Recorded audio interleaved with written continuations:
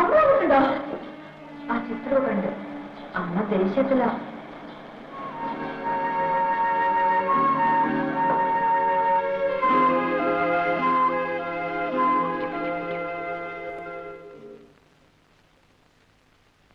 അമ്മേ, അമ്മ എപ്പോ വന്നമ്മേ?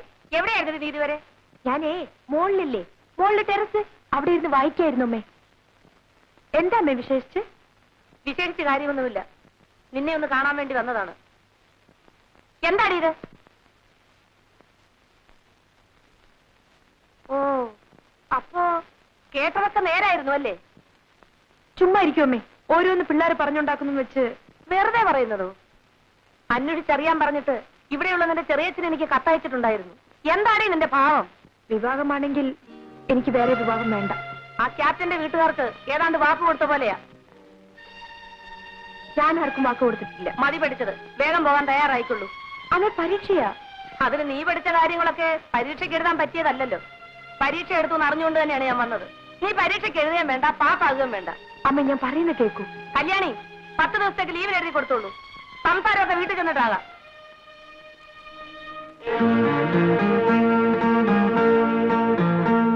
പ്രഭു, മൈ ഡിയർ പ്രഭു, ഞാൻ വരാം കേട്ടോ.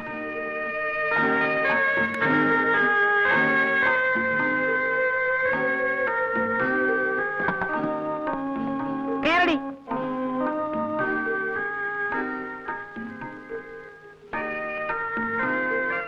ശോഭേ, ശരി, പോയിട്ട് വരും.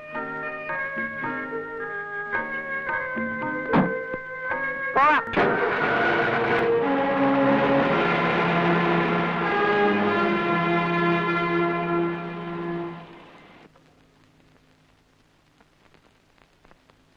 വീട്ടിൽ പോയി ചേട്ടനോട് പറഞ്ഞു കൊടുക്കൂ, ഒരു പെൺകുട്ടിയോട് നശിച്ചു. ഇനി ചേച്ചിയും കൂടിയുള്ളൂ ബാക്കി. പറഞ്ഞോളൂ, ഇഷ്ടം പോലെ പറഞ്ഞോളൂ. നിങ്ങൾക്കൊക്കെ ഇതൊരല്പം നിയന്ത്രിച്ചുകൂടെ? നിയന്ത്രിക്കേണ്ടവരൊക്കെ തന്നെയാണ് ചേട്ടനെ ഇങ്ങനെയൊക്കെ ആക്കി തീർത്തത്. അവരൊക്കെ ആഗ്രഹിച്ചതുപോലെ ചേട്ടൻ ഇപ്പോൾ ആയിട്ടുണ്ട്. അവരോ? ആരാത്? അമ്മ, ഞങ്ങളുടെ അമ്മ. അച്ഛൻ, എന്തച്ഛൻ?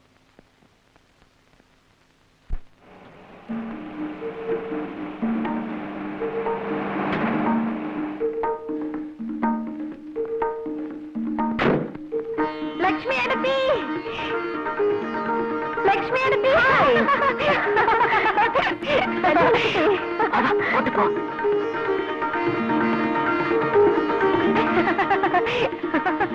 എന്താ കുട്ടി കേക്കണേ?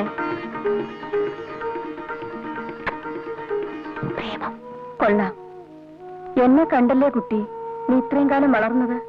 ലക്ഷ്മി അടുത്തി, നിനക്ക് ഞാനാവണമെന്ന് എന്താ ഇത്ര മോഹം? ആണിനൊന്നും നഷ്ടപ്പെടില്ല, പെണ്ണിനതല്ല കുട്ടി. എനിക്കറിയാം ലക്ഷ്മി അടുത്തി, എനിക്കൊന്നും നഷ്ടപ്പെട്ടിട്ടില്ല, എന്റെ മനസ്സൊഴി. വേറെ ഏതെങ്കിലും ഒരു ചെറുപ്പക്കാരന്റെ പേരായിരുന്നെങ്കിലും അമ്മയ്ക്ക് ഇത്ര അരിശം വരില്ലായിരുന്നു. വെറുതെ ആൾക്കാർ അതും ഇതും പറഞ്ഞുണ്ടാക്കുന്ന ലക്ഷ്മി അടുത്തി. പ്രഭുവിനെ എനിക്കറിയാം. അതല്ല മോളെ, പിന്നെ അയാളുടെ വീടിനെ കുറിച്ചും അമ്മയെക്കുറിച്ചും അച്ഛന്റെ മരണത്തെ പറ്റിയൊക്കെ എന്തൊക്കെയോ കേൾക്കണോ? എനിക്കറിയില്ല, അതൊന്നും തിരക്കേണ്ട ആവശ്യം എനിക്ക് തോന്നിയില്ല. നമ്മുടെ നാട്ടിലെ ആൾക്കാർക്ക് എന്താ ജോലി? പരദൂഷണം. അവനവന്റെ ജോലി നോക്കി നടന്നാൽ യാതൊരു കുഴപ്പമില്ല.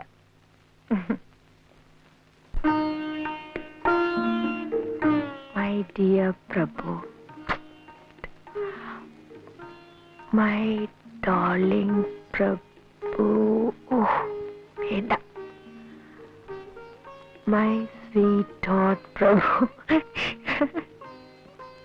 അമ്മ വീട്ടിൽ കൊണ്ടുവന്നിട്ടിരിക്കുകയാണ്. കിളികളെയും മറ്റും കൂട്ടിലിട്ടടക്കില്ലേ, അതുപോലെ.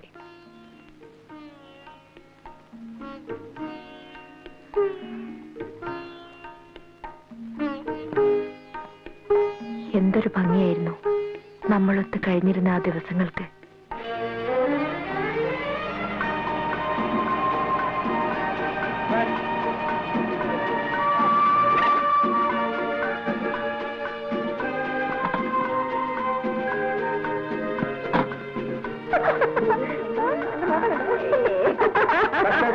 കഷ്ടം തന്നെ. എന്തായി കുട്ടികൾക്ക്? അവര് പിന്നെ എന്ത് ചെയ്യണം? ഓടിച്ചെന്ന് മാല ഇടണോ? നിനക്കതിൽ ഹീറോ ആയിരിക്കും എന്ന് പറഞ്ഞ് ഇങ്ങനെ അങ്ങ് പേടിക്കാൻ തുടങ്ങിയാൽ അത് കുറച്ച് കടുപ്പം തന്നെയാ. ഒരാൾ സിസ്റ്ററിനെ കാണാൻ ഹോസ്റ്റലിൽ വന്നാൽ ഇങ്ങനെയാണോ പെരുമാറേണ്ടത്? അങ്ങനെ അങ്ങ് ആളെ പിടിച്ച് നിന്ന ആളാണോ? ഞാനൊന്ന് നോക്കട്ടെ. കല്യാണി, കല്യാണി,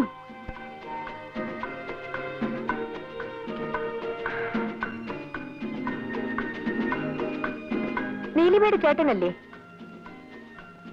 അതെ, ഞാൻ പറഞ്ഞു വിടാം. ഹായ്, നല്ല ആള്. ഇങ്ങനെയാണോ ശനിയാഴ്ച വരാമെന്നും പറഞ്ഞിട്ട്? ശനിയാഴ്ച കഴിഞ്ഞാൽ ഞായറാഴ്ച, അത് കഴിഞ്ഞാൽ വീണ്ടും ശനിയാഴ്ച. ഹായ്.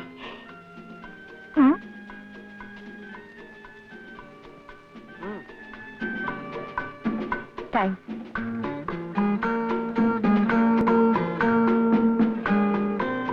ഒരെണ്ണമെങ്കിലും ഉണ്ടല്ലോ എന്നെ പേടിക്കാത്ത ഹോസ്റ്റലില്. പേടിയോ? ചേട്ടന് കല്യാണിക്കുട്ടിയെ അറിയാഞ്ഞിട്ടാണ്.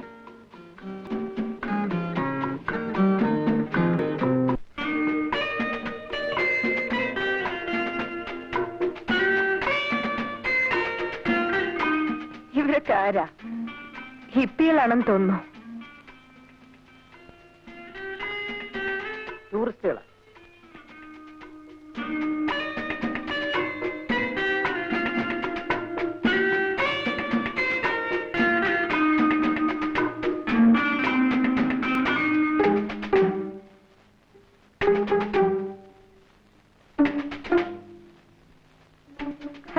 ഇതെല്ലാം ചില പഴയ ടെക്നിക്കുകളാ. ദേ, നാടൊട്ട് ചീത്തപ്പേരുള്ള ആളാ. പറഞ്ഞില്ലെന്ന് വേണ്ട, ഞാൻ വളരെ കെയർഫുൾ ആയിരിക്കും.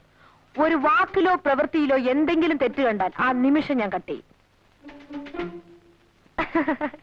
വിളിച്ചിട്ടും കിട്ടുന്നില്ല. വെറുതെ ഫോൺ അടിച്ചുകൊണ്ടേയിരിക്കുന്നു.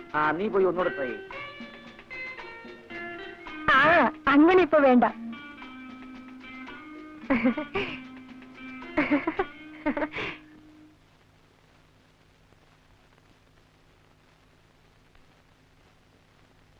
എന്തൊരു കിടപ്പാടി ഇത്? എഴുന്നേറ്റ് മര്യാദയ്ക്ക് കിടക്ക്. അധിക പ്രസംഗം.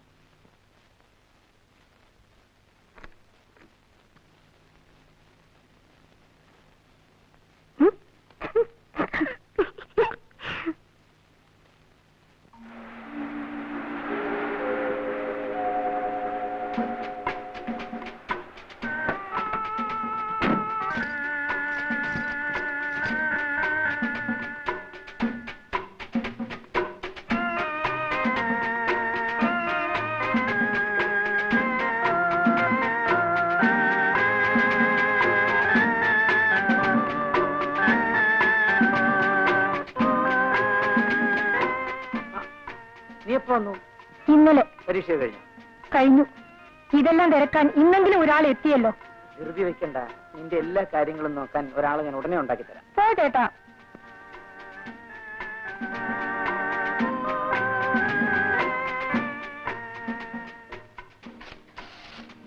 ചേട്ടന്റെ മനസ്സിൽ എന്താ ഉള്ളതെന്നറിഞ്ഞാൽ ഞാൻ തന്നെ കല്യാണിക്കുട്ടിക്ക് ഒരു കത്ത് എഴുതാമായിരുന്നു. എന്റെ മനസ്സിൽ എന്താ ഉള്ളതെന്ന് അറിയാമോ? ഒരു വലിയ മണ്ണാങ്കട്ട. ഇത്രയും വലിപ്പമുള്ള ഒരു വലിയ മണ്ണാങ്കട്ട എന്റെ അടുത്തുനിന്ന് രക്ഷിച്ചോണ്ട് പോയിരിക്കല്ലേ അവിടെ വീട്ടുകാര്. എന്താ വേണ്ടെന്ന് വെച്ചാൽ ചെയ്യട്ടെ. കുറെ പെൺകുട്ടികളുടെ കൂടെയാണ് എനിക്ക് അടുത്ത വർഷവും അവിടെ താമസിക്കേണ്ടത്.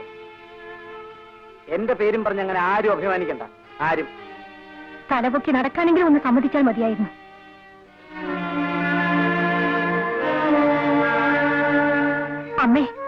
അമ്മയെങ്കിലും ചേട്ടനെ വിളിച്ചൊന്ന് പറയൂ, ഈ കളി മതിയാക്കാൻ. ഞാനോ?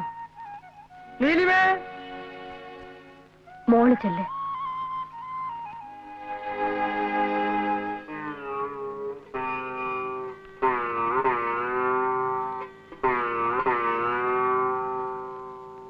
ഞാൻ പറഞ്ഞാൽ നീ അതനുസരിക്കും. അച്ഛൻ പറഞ്ഞതാണല്ലോ എന്ന് കരുതി. പക്ഷേ അവനോട് ഇത് പറയാൻ എനിക്ക് അധികാരമില്ല. രണ്ടാനച്ഛന് സ്ഥാനമേ ഉള്ളൂ എന്ന് മനസ്സിലാക്കുന്നുണ്ട്. ഞാൻ അവനോടൊന്നും പറയാറില്ല. അത് പേടിച്ചിട്ടൊന്നും അല്ല. വേണ്ട, ആരും പറയണ്ട. എന്താ താമസം? ജീരകവെള്ളം റെഡിയായിരുന്നു. മോളെ, ഇന്ന് അച്ഛന്റെ കൂടെ ഇരുന്ന് ഊണ് കഴിക്കണം. വേണ്ട, ഞാൻ നമ്മുടെ കൂടെ ഇരുന്ന് ഊണ് കഴിച്ചോളാം.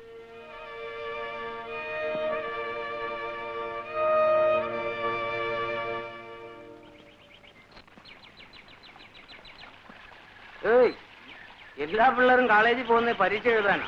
ഈ നാട്ടിൽ ചില പെൺപിള്ളേര് പരീക്ഷ എടുക്കുമ്പോ മുലക്കുപ്പി അന്വേഷിക്കില്ല പണി. എടോ, തന്റെ ഒരു കാലേ പൊട്ടിയിട്ടുള്ളൂ, അടുത്ത കാലും കൂടി. അവരോടൊന്നും സംസാരിക്കാൻ നിൽക്കണ്ട, നമുക്ക്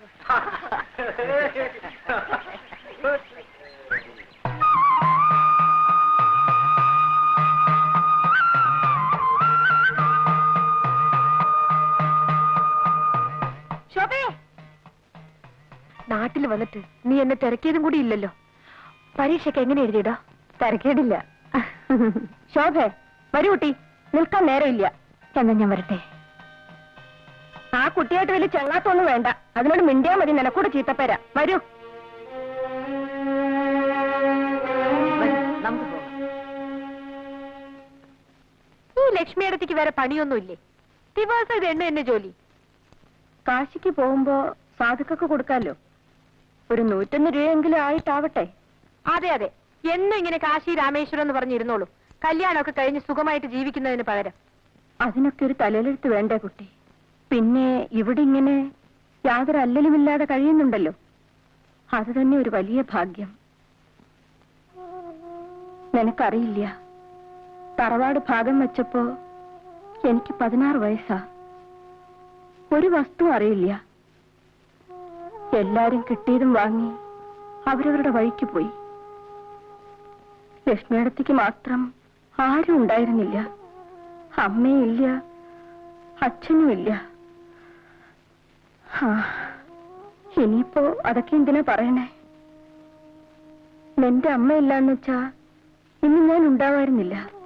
ലക്ഷ്മിയടത്തി കിടന്നുറങ്ങേ, എനിക്ക് ഉറക്കം വരുന്നു.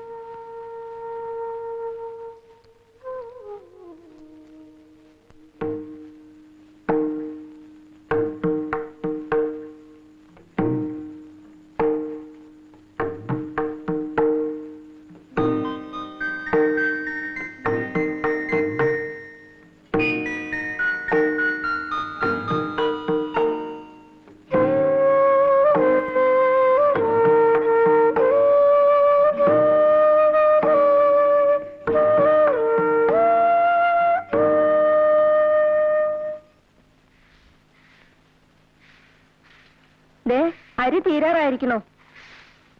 ഏട്ടന്റെ അടുത്തേക്ക് ഒന്നുകൂടെ ആളയക്കാം. ഏട്ടൻ എന്തോ വാശിയില്ല, 2-3 വട്ടം ആളയച്ചതല്ലേ. അമ്മാവരെന്തിനാ ഇക്കാര്യത്തിൽ വാശി പിടിക്കുന്നത്? നമ്മുടെ കൃഷി എന്നുള്ളത് നമുക്കല്ലാതെ പിന്നെ ആർക്കാ? തരാൻ പറയണമ്മേ. നിന്നോട് ചോദിച്ചില്ല. കുട്ടികളെ പോലെ സംസാരിച്ചാ മതി കേട്ടോ.